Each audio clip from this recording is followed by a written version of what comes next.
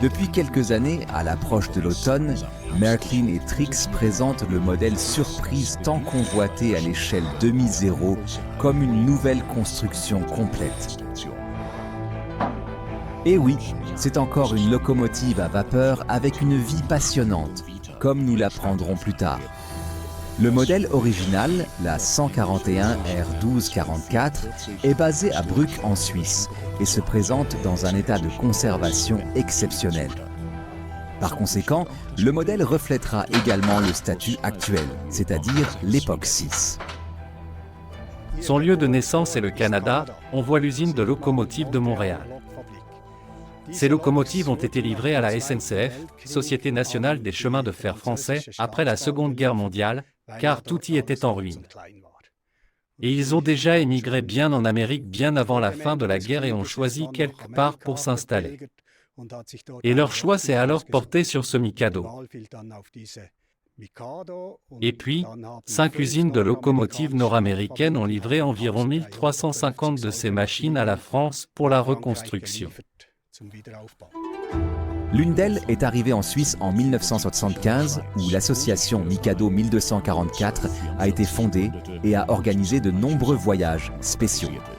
La locomotive a été opérationnelle pendant longtemps avant de nécessiter une révision complète. Et cela nous a pris environ 12 ans. Et en 2011, elle est revenue en service et depuis lors, elle est de nouveau opérationnelle. Nous l'entretenons bien, nous faisons 2 à 3 voyages par an, nous avons apporté toutes sortes d'améliorations et maintenant nous sommes très satisfaits de la locomotive et pouvons partir à tout moment.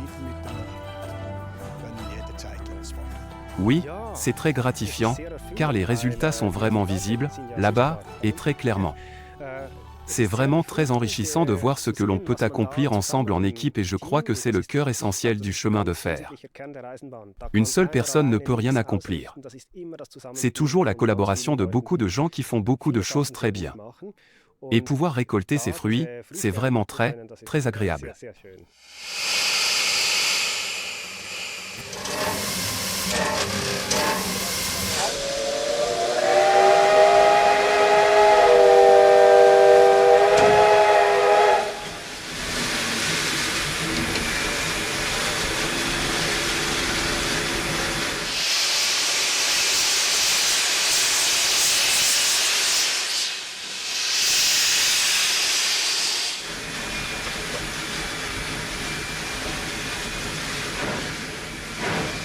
Lorsque la machine de 192 tonnes commence doucement et lentement à prendre de la vitesse, c'est toujours un moment magique.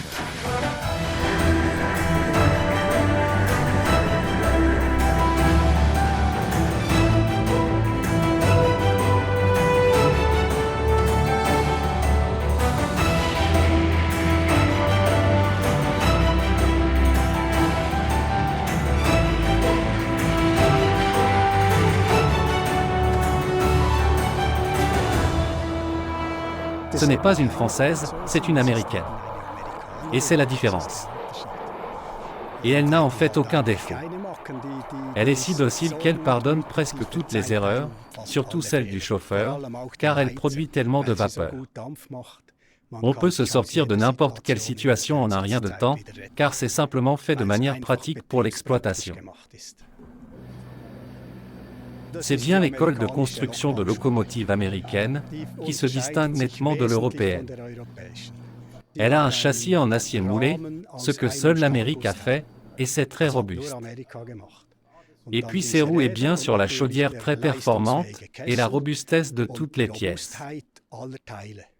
Il n'y a pratiquement pas de vis, tout est emboîté et tout est en pièces moulées, en fait. Et simplement cette conception américaine, c'est ce qui est vraiment fascinant. Elle n'est certes pas très économique, elle consomme beaucoup d'eau, elle consomme beaucoup d'huile, mais c'est tout simplement un immense plaisir de conduire cette machine sur la voie et de ressentir ses forces en action. Une grande partie de cette fascination se retrouve également dans le modèle demi-zéro. Elle se remarque facilement. Rien que les roues, elles ont des roues Boxsport. Elles n'ont pas de roues à rayons. La première série de cette locomotive, qui a été construite, avait encore des roues à rayons. C'est une locomotive de la deuxième série, reconnaissable par son numéro d'exploitation élevé, le 1244. Et les déflecteurs devant. La locomotive est élégante, elle attire l'œil. Il y a beaucoup de petits détails sur cette locomotive. Le marquage est fidèle au modèle original et d'autres caractéristiques apportent de la joie. Nous avons un générateur de fumée intégré en série, un éclairage de cabine et un éclairage du mécanisme. Et puis, nous avons ajouté une fonctionnalité. C'est une locomotive alimentée au mazout, donc il n'y a pas de foyer dans ce sens. Mais dans l'original, on voit la chambre de combustion à huile, le scintillement, on le voit en fait quand elle roule. Et nous avons également reproduit cela dans le modèle, en réalité. Le prototype en moulage est ici en route avec 3 voitures de passagers qui sont proposées dans le cadre des nouveautés d'automne.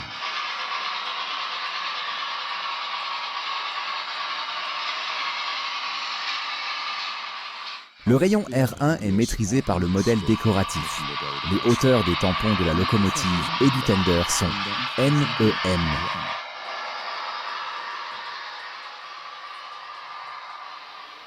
Au sein de l'association Mikado 1244 à Bruck, on trouve encore d'autres trésors. Oui, nous avons encore des locomotives électriques.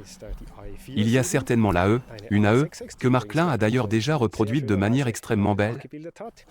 Actuellement, nous travaillons sur la restauration d'une AE 361 de 1927. Et puis, nous avons diverses locomotives de manœuvre pour le triage sur place. Mais naturellement, qu'est-ce qu'une locomotive sans train? Cela nécessite la mise à disposition de quelques voitures de voyageurs. Il est également très important que nous puissions transmettre le savoir-faire de la génération plus âgée aux plus jeunes, car ces compétences, comme l'entretien des locomotives historiques, ne peuvent pas être achetées sur le marché. C'est un savoir-faire que nous devons conserver ici. Et c'est là que ce transfert de savoir-faire entre les générations est une clé très importante pour que cela puisse continuer à être exploité à l'avenir. Cela vaut bien sûr également pour nous, les modélistes ferroviaires. Transmettons notre enthousiasme pour de si beaux modèles à la jeune génération. Que vous soyez conducteur de courant alternatif ou continu, ce sont les excellentes caractéristiques de conduite et une incroyable richesse de détails qui rendent cela amusant. Ce modèle n'a vraiment rien à envier aux autres.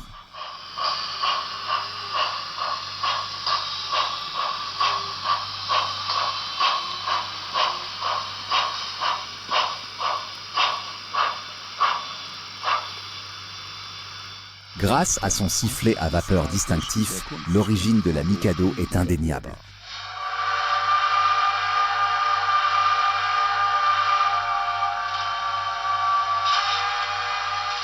Ce qui est bien avec cette locomotive, c'est que vous pouvez la commander immédiatement.